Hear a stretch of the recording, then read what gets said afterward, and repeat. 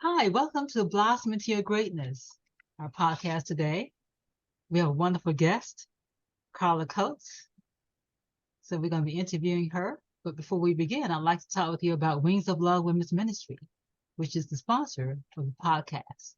Wings of Love Women's Ministry, we help women overcome domestic violence, abuse, and other setbacks by helping them to realize that they're God's masterpiece, created by God, and they have a God-given purpose. So we help them to achieve that and help them to grow in the knowledge and understanding of God's word.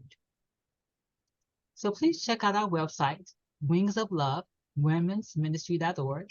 That's Wings of Love, womensministry.org. Carla, thank you. Welcome. Oh, thank you so much. I appreciate this opportunity.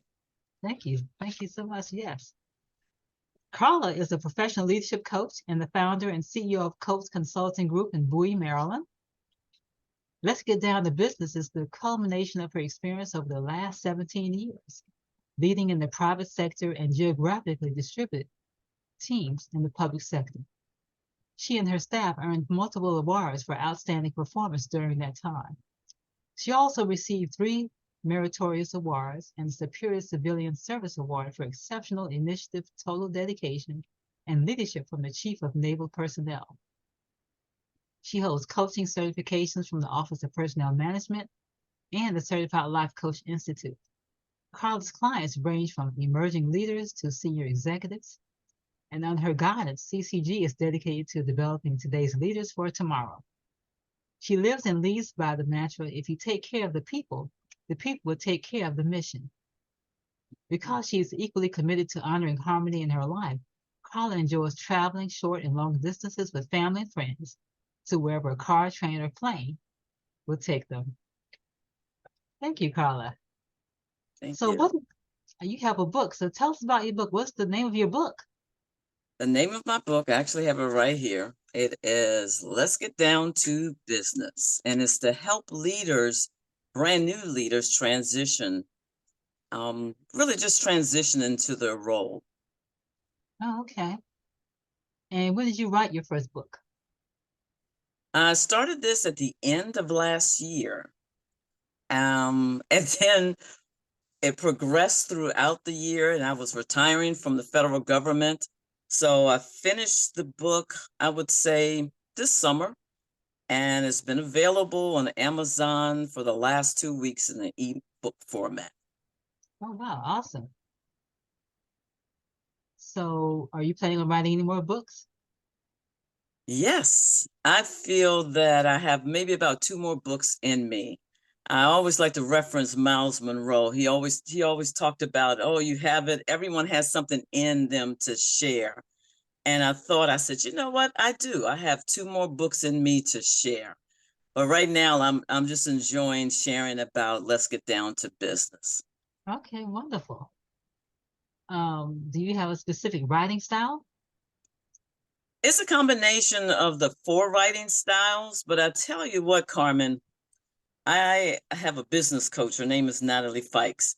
As I was writing the book, she would say, Carla, you really need to talk about it from your perspective instead of trying to talk about it or write it from someone else's perspective.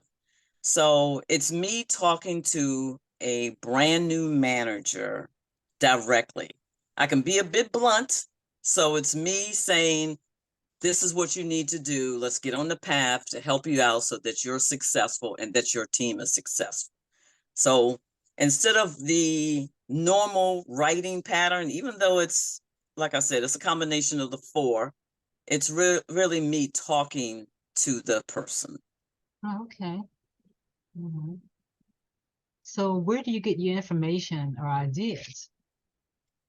From life. I have had 39 years of work life experience, and I've learned it from that area and then also from observation. My grandmother I think she had 3 years of schooling, I guess they would call it back then. She would say, I have 3 years of schooling. But she was an observer and she was an avid reader. So she taught me how to observe people. We would sit down in a mall, particularly in this area. We used to have a mall called Landover Mall. And I was so upset that I had to sit with my grandmother and I couldn't walk around the mall and shop with my mom and sister. Well, it was great. I didn't see it, of course, years to come, but my grandmother would sit there and pat me on the leg and she would say, shh. And I would want to talk. I was like, come on, Mom, I want to. No, she said, shh, just watch. Just watch. And I'm like, watching what? She said, look at those two over there. And I'm like, I don't care, Mom. What? She said, shh. And from there, she taught me how to observe people. I was about 14 years old. She taught me how to observe body language. She taught me how to observe how people's facial expressions and just how they communicated. So that helped me out throughout my entire career. It's the strangest thing. So from life experience and also just from observing people. Okay, wonderful. Wow. Well, looks like you did a lot of observing. Yeah, yeah. Yeah, and even so with learning from different managers, I learned how to just watch them, how they related to their leadership, how they related to the employees, how they related to the janitorial service. I would always say people don't realize the janitorial service is an important part of an organization. They take care of it. But, are you respectful of them? Are you respectful of anyone? So I learned to just watch them. And sometimes I messed up because I took on their arrogancy, thinking that, oh, I'm in such a position, I'm much better than anyone else. No, I'm not. Not at all. So I learned to not only observe, but to think about how I carried myself in the long run. So it's the observation of leadership and then the observation of my own staff. I've learned from them tremendously. So again, observation and life. What were some of the things you learned from the managers and your staff? I learned how to speak to people, how to be myself. I learned from one of my employees, you read it earlier in my bio. She said to me, we were talking about leadership, and she said to me, you know what, Carla, a former director shared something with me, and I execute this as much as possible. If you take care of your people, the people will take care of the mission. And I thought about that. I said, oh my gosh, Nancy, that's so true. And after we hung up the phone, because she worked in Florida and I was in Virginia, and I really started to think about that because I had to really turn and switch the way I led instead of worrying about, oh, what's happening at my upper management, what's happening outside the organization. If I focused on taking care of the people, and that doesn't mean hand holding, that means giving them room to grow, giving them the ability to see that they can excel far beyond their dreams. But as I started taking care of the people, I noticed we were more productive. I noticed I had a happier crew. I noticed I was happier. So that was one huge thing that I learned from my employee. If you take care of the people, people will take care of the mission. Wow, that's awesome. Yes. So how did you come up with the title of your book? Wow. I came up with the title. Actually, it took me like about a month or two to come up with the title. And again, my business coach, she said, let's think about this. If you are talking to someone and you want to know what's going on in their lives, you want to be able to help them to grow in their leadership, what would you say? And I started to fumble. I said all kinds of things. And then I said, you know what, really? I said, let's get down to business. And she said, that's it, Carla, that's it. Because when you're leading people. Sure, you have so much to accomplish. You've got the mission of the organization to accomplish. You've got work to do. But it's serious business because we're dealing with people. So I always want someone to focus on the fact that they're human beings at the end. They're just not employees. They're human beings, and it's serious. So that was my thought. Let's get down to business. Wow, that's wonderful. Excellent. So what message do you want people to grasp, the readers Um, to grasp who read your book? I want them to see that they have a plan. You need a clear plan going forward. You need to be able to, again, show respect, of course, to your staff, but also you need to be able to move out on whatever your leadership has for you. Because as you walk in that door, even though your position says one thing, they may want you to do something else. And I know in the government they have that term.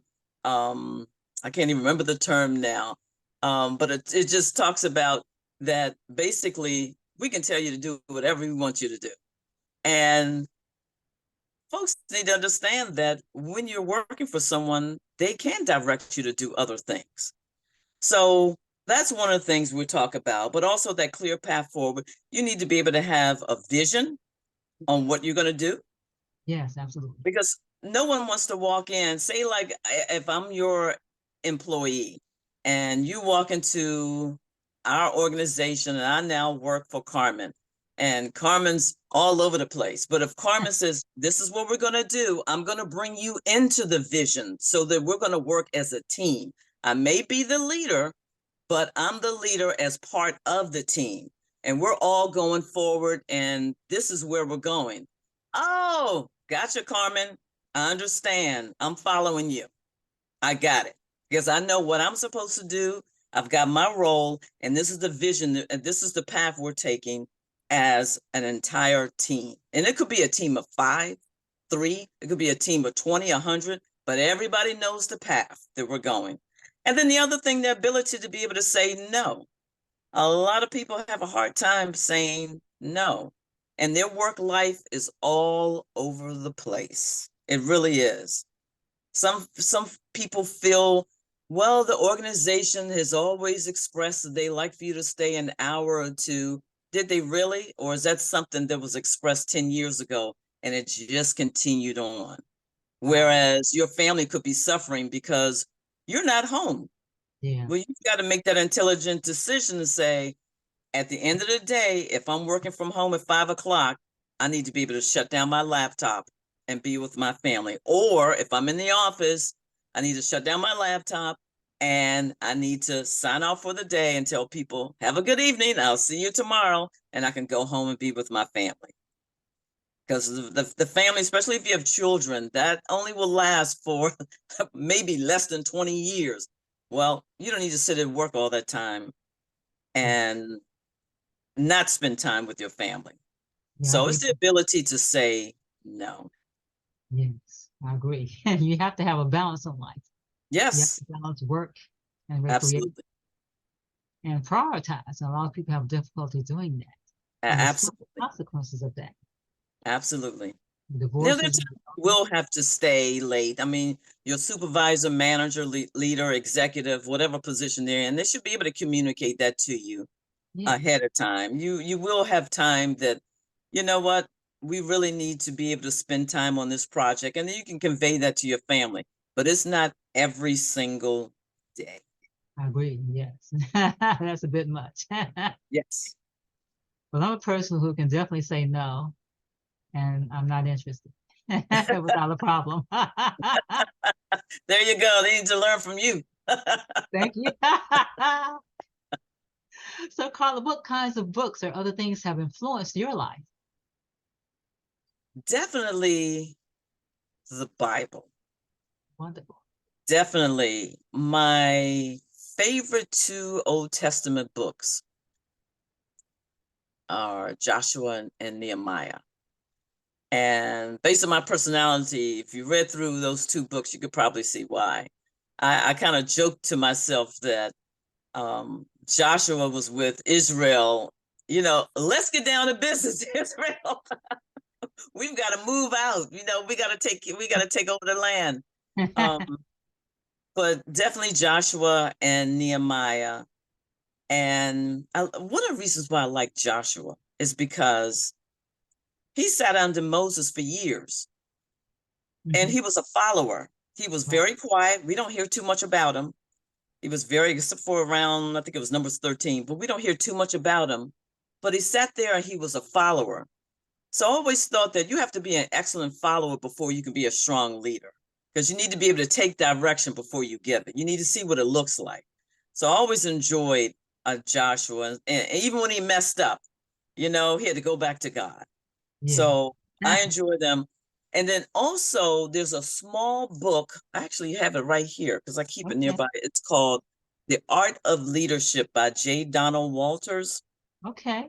And he simply talks about, it's a small book, but he simply talks about being a genuine, supportive leader and without an ego. I've witnessed so many times that leaders have been in positions. One or two things will happen to them. Either they'll continue on in that leadership position with a huge ego, and that's only because the leader above them has a huge ego. So they fit the pattern. And even though it's not good, or the second thing, within 2 years, they're dismissed or transferred because it's all about them. It's not about the people. It's not about getting the work done. It's all about them. So that's one of the reasons why I enjoy the art of leadership. It's that genuine, supportive leadership without an ego. That's excellent. That's a good message, yes. And unfortunately, there are a lot of leaders out there that have ego problems, and it does affect their job and other people that they lead. Be very detrimental. Yep. So, yeah, we have to remove the ego. Yeah, but you know what? For me, I thought you had to have an ego because that's what I observed for years.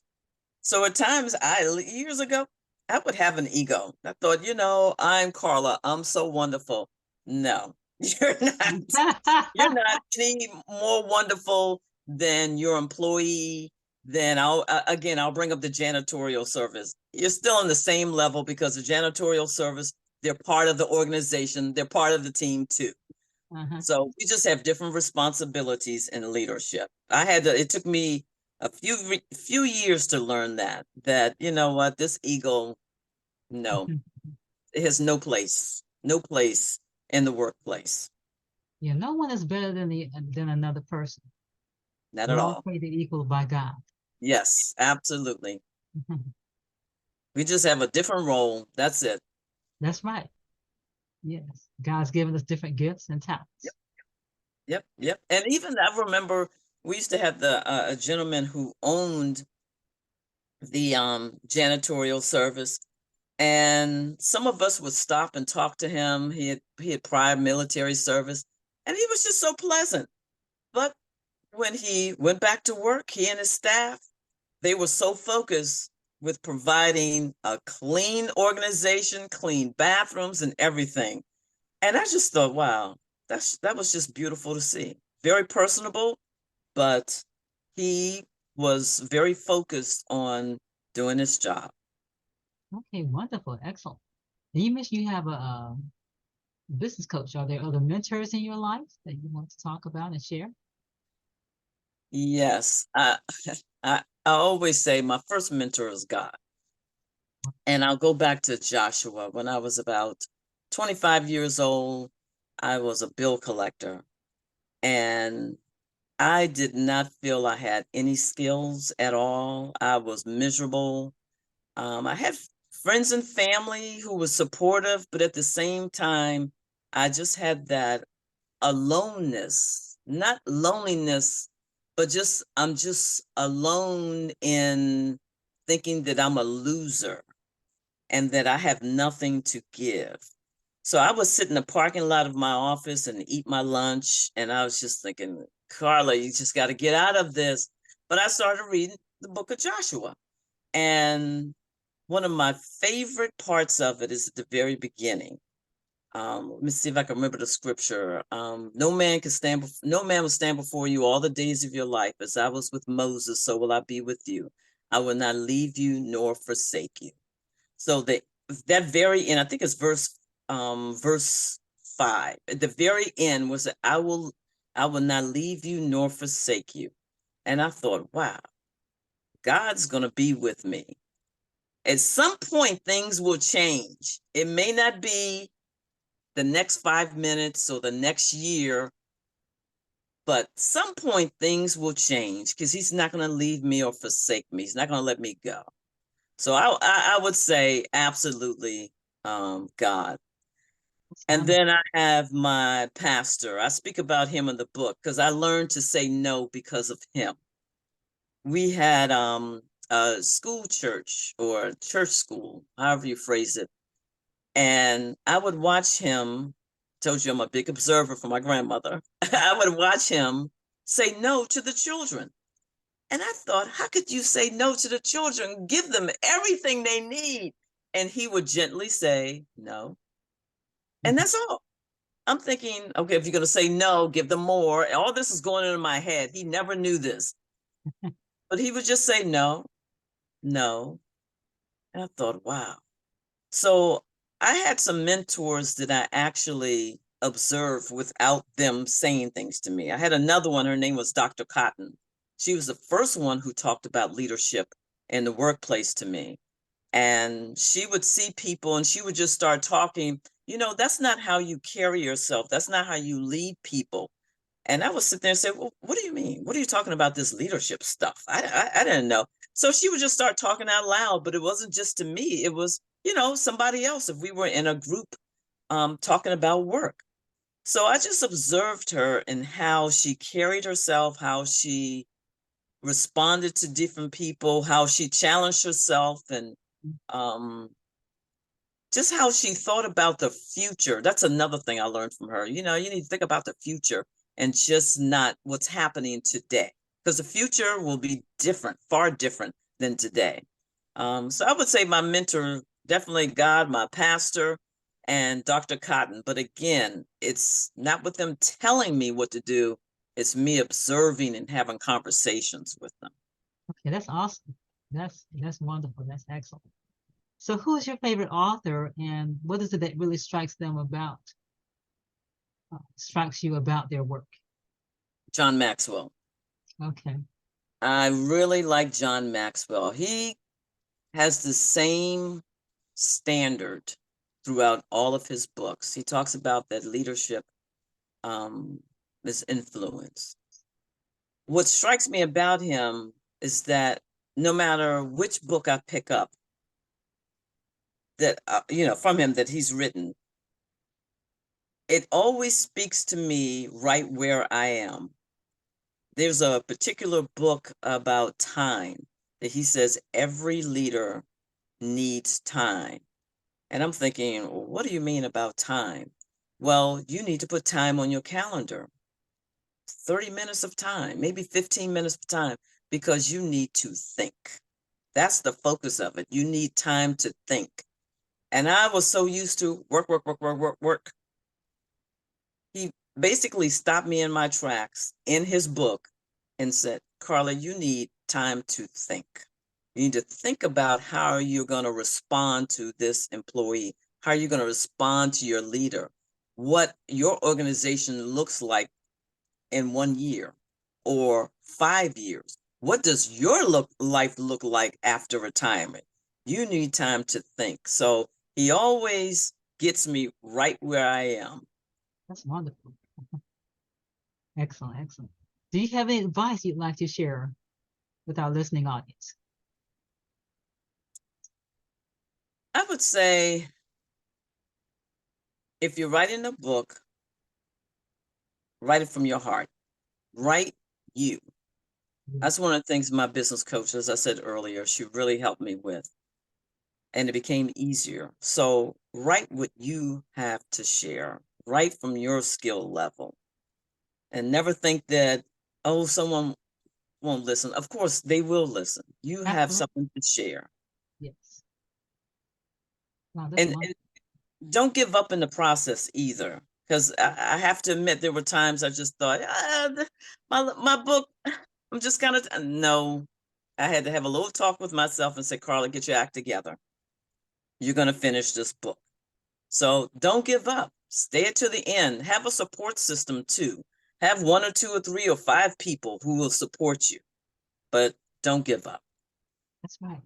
That's so key and critical because you never know that what you write, how it's going to impact the lives of other people. Yes. But persevere and finish to the end, Yes. and you'll reap the blessings as a result. So, Carla, tell us, how can people reach you and get your book? Well, they can get my book right now. It's available on Amazon as an ebook. Okay. It's $3.99 on Amazon and on Barnes and Noble. And then they can pre-order the soft copy on Amazon, and it will be available November 24th. And if they would like to reach me for business leadership coaching or for mentoring, my email address is carla@coatesconsultinggroup.info. And my phone number is 301-602-7859. Okay, can you repeat that? How people can buy your book and get in contact with you? Sure. You could purchase the ebook on Amazon, and the soft copy will be available on Amazon and Barnes and Noble November 24th. So you can pre-order it right now. But if you would like to have business leadership coaching or mentoring from me, my email address is carla@coatesconsultinggroup.info. And my number is 301-602-7859. Okay, thank you. Thank you so much, Carla, for being my guest today. Thank You shared you. some really powerful nuggets, and I appreciate you and all Thank that you. you're doing to impact the lives of other people. Oh, thank you so much. It's been my pleasure. Thank you. Okay, God bless you. Thank you.